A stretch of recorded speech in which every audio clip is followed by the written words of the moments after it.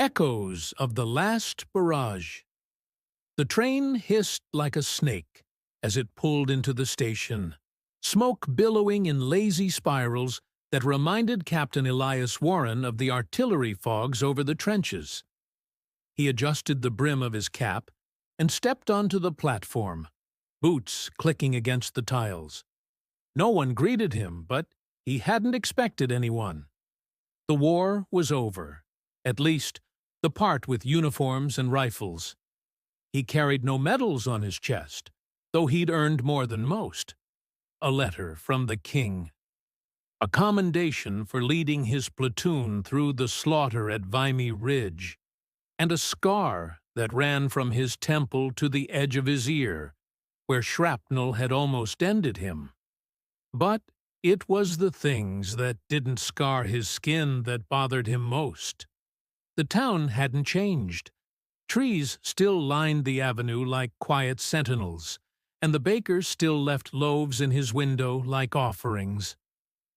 Elias walked past it all, nodding politely to the few who recognized him and turned away too quickly, ashamed by his silence, or perhaps afraid of it. His mother's cottage sat at the end of the lane, crooked and covered in ivy.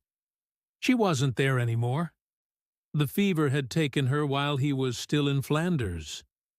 He unlocked the door and stepped inside to still air and dusty memories. The floor creaked beneath him like it remembered his steps. At night, the silence was unbearable. He awoke to thunder that wasn't there. His body soaked in sweat, fists clenched so tightly his nails dug into his palms. A scream lodged in his throat. The rats were gone. The mud was gone. The dead were gone. But the war had followed him home. He walked the fields during the day, his limp almost gone now, though he still carried a cane. He passed children playing with sticks like rifles, shouting orders in voices still too high. He wanted to tell them something. Anything. But what words could make them understand? He sat sometimes at the edge of the river, where the reeds hissed in the breeze like the whisper of shell fire before it fell. He smoked cigarettes he didn't enjoy and watched the water glide past, imagining it carrying away all the ghosts he couldn't bury. Sometimes he heard voices, not hallucinations, just memories with too much weight. "Over the top, sir." "We're pinned, Warren." "He's gone. Leave him." They clung to him like frost in the marrow of his bones. The town doctor visited once, a kindly man with soft eyes and softer words.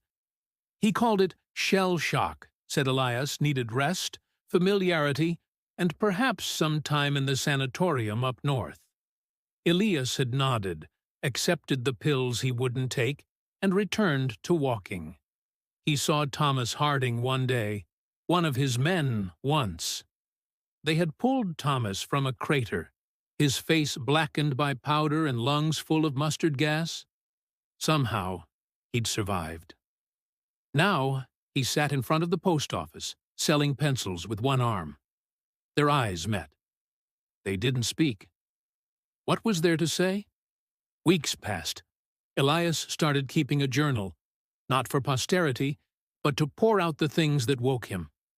On one page, he wrote only a single word, "Why?" On another, a list of names, and beside each, a small cross. On a particularly clear morning, he wandered farther than usual to a field now growing sunflowers. The same field had once been a drill site, packed with bayonets and shouted commands. He knelt, ran his hand over the warm earth, and closed his eyes. There were no guns now, no orders, no screams, just wind, and the whisper of memory. He was there for hours. When he returned home, he sat at the table, lit a candle, and began to write, not in his journal this time, but a letter. "To the families of the men I led, I have walked your sons' names into the soil of every field between Ypres and Arras. I remember them all, not as soldiers, but as boys with songs and jokes and dreams. I do not know how to make peace with what I saw or what I ask them to do, but I carry them with me every breath I take. I am not whole. I do not sleep. I am a ruin that wears the shape of a man, but I will try to live, if only to remember them. Captain Elias Warren. He folded the letter, placed it in a drawer, and went outside.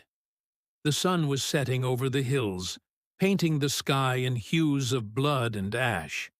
He watched until the colors faded to gray, and for the first time since returning, he did not dream of the war that night. Only of a river, carrying voices into the distance.